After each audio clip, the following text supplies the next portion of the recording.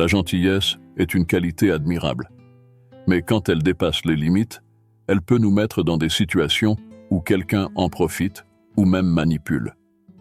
Vous vous êtes déjà retrouvé dans une situation où votre gentillesse s'est transformée en faiblesse? Si oui, cette vidéo a été spécialement conçue pour vous. Plongeons dans ce sujet et présentons 7 solutions essentielles pour équilibrer votre gentillesse avec le soin de vous-même. Si vous êtes nouveau ici et que vous cherchez plus de sagesse stoïcienne, je vous invite à vous abonner à la chaîne.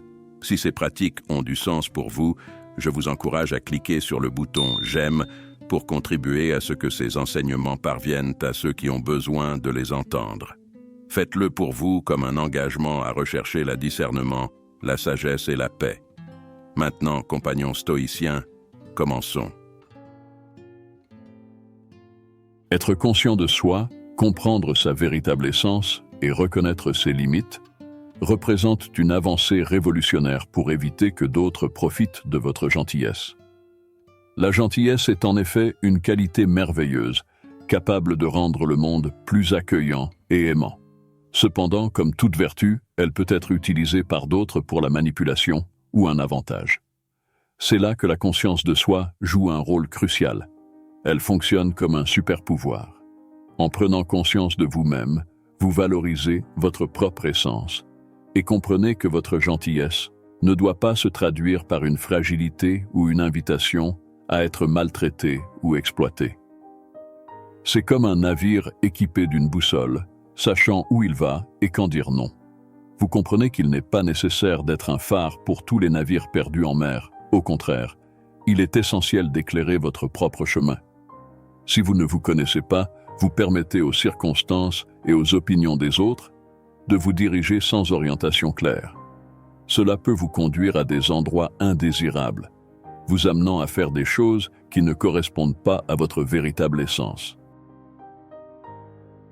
Faire régulièrement des évaluations de soi, c'est comme allumer les lumières pour comprendre ses émotions, ses pensées et ses actions.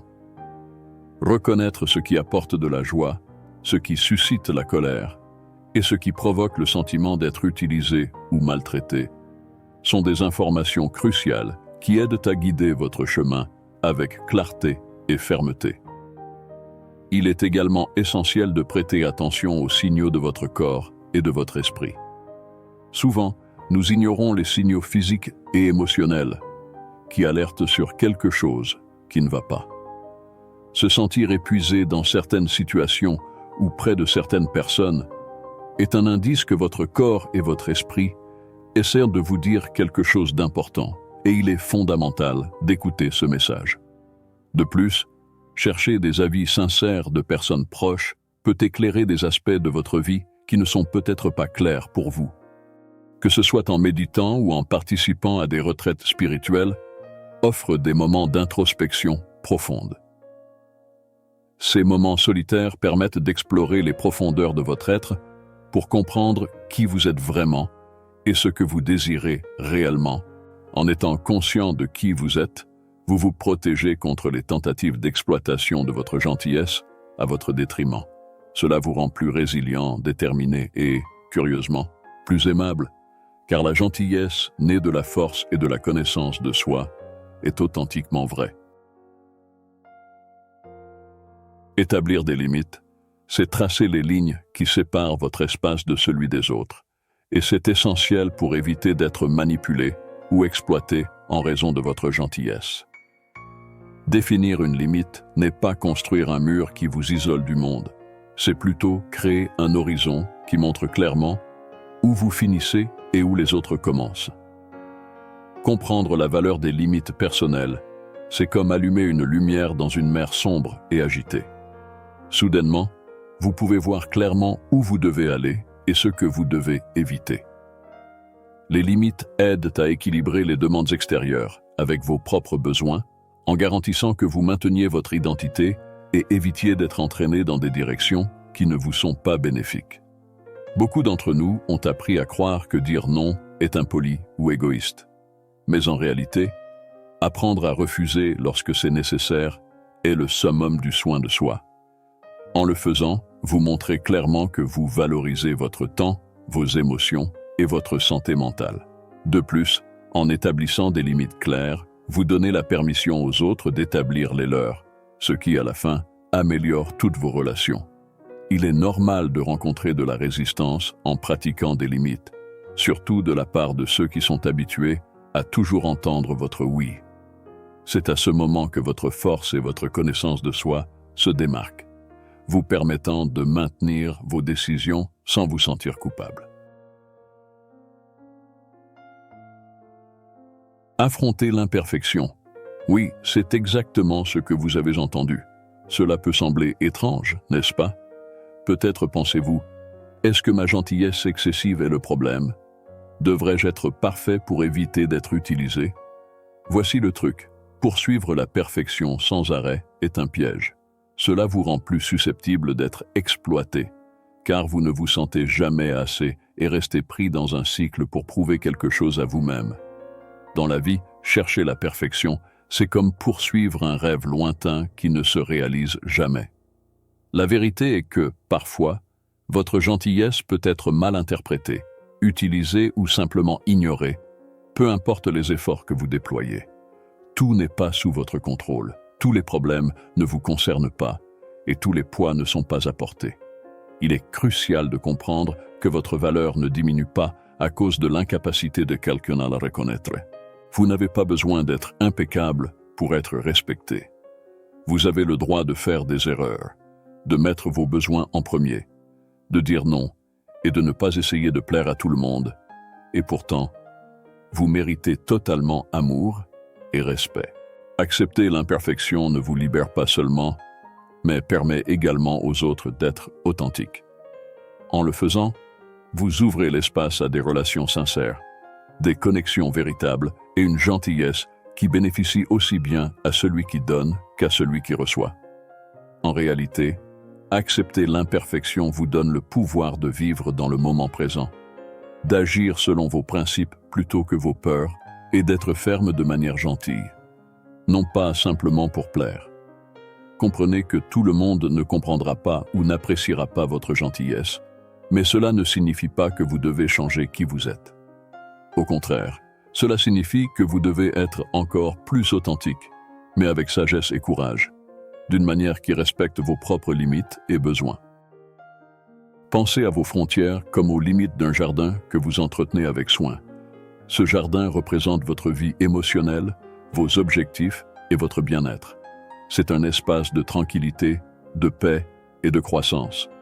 Lorsque les limites sont faibles ou inexistantes, n'importe quoi ou n'importe qui de négatif peut entrer et détruire ce que vous avez construit.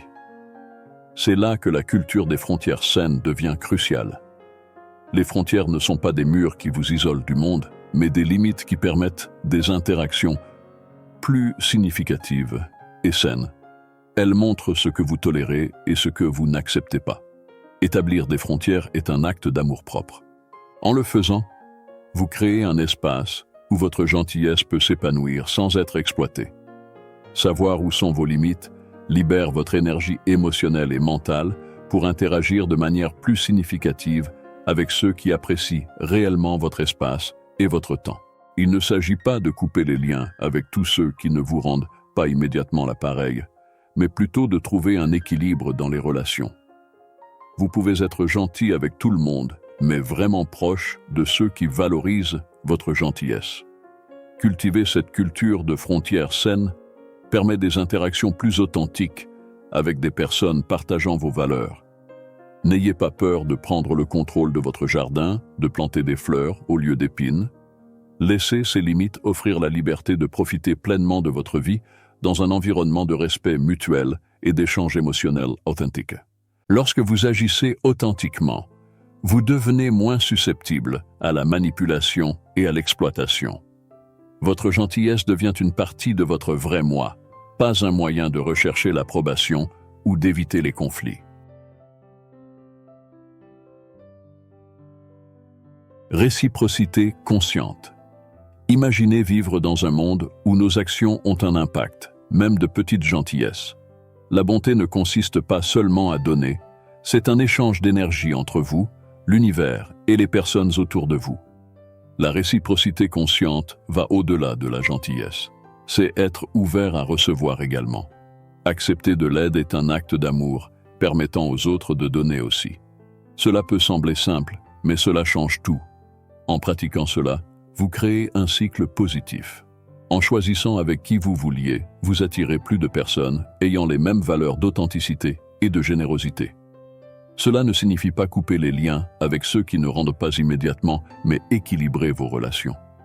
Vous pouvez être gentil avec tout le monde, mais réellement proche de ceux qui apprécient votre gentillesse. La réciprocité consciente est comme un phare. Elle guide les bonnes personnes vers vous et éloigne ceux qui veulent en profiter. En adoptant cette pratique, vous évitez non seulement d'être utilisé, mais vous gagnez aussi des relations plus significatives. Souvenez-vous, la bonté est forte lorsqu'elle est utilisée avec sagesse. La réciprocité consciente est essentielle pour une vie pleine de bonté réelle. Avec cela, vous trouverez non seulement le respect et la dignité, mais aussi le bonheur et un but qui vous mèneront à des endroits incroyables. Apprenez à demander de l'aide. Si vous êtes naturellement très serviable, toujours prêt à aider les autres, peut-être devez-vous réfléchir à la question de savoir si vous êtes également ouvert à recevoir de l'aide lorsque cela est nécessaire. C'est très important. Pour beaucoup, demander de l'aide est un véritable défi. Vous pourriez avoir l'impression de peser sur quelqu'un, voire de montrer de la faiblesse. Mais il est temps de changer cette pensée. Demander de l'aide est en réalité l'une des choses les plus courageuses que nous puissions faire.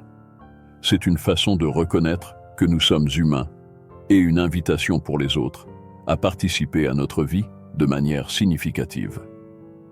Lorsque nous évitons de demander de l'aide, nous ne nous faisons pas seulement du tort, mais nous empêchons également les personnes autour de nous de montrer leur gentillesse et leur volonté d'aider.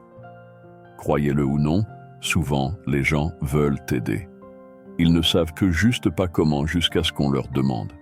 En partageant nos besoins, nous créons des liens plus profonds, renforçons les relations et construisons une communauté plus unie. Si vous rencontrez encore des difficultés, pensez à ceci. Demander de l'aide n'est pas un acte à sens unique et ne signifie pas que vous serez toujours dans la position de recevoir. C'est un cycle de donner et recevoir, un équilibre qui renforce les relations et crée un réseau de soutien fiable. Alors, la prochaine fois que vous vous sentirez dépassé et incapable de tout gérer, rappelez-vous qu'il n'y a pas de problème à demander un peu d'aide. En plus de soulager vos fardeaux, cela vous connectera aussi plus profondément avec les personnes autour de vous. Ce petit geste peut changer votre perception de vous-même et de votre rôle dans le monde, vous permettant de continuer à être gentil sans craindre d'être exploité. Si ces pensées stoïciennes ont du sens pour vous ou ont peut-être allumé une étincelle en vous, montrez votre soutien. Cliquez sur « J'aime », abonnez-vous, activez les notifications, partagez avec un ami. Votre implication renforce notre communauté et encourage le partage de connaissances et de témoignages transformateurs. Continuons la conversation. Laissez un commentaire ci-dessous. Chaque voix, chaque réflexion ajoute de la profondeur et de la valeur à notre communauté en croissance, un réconfort pour ceux qui cherchent la paix en temps de turbulence. Jusqu'à la prochaine fois,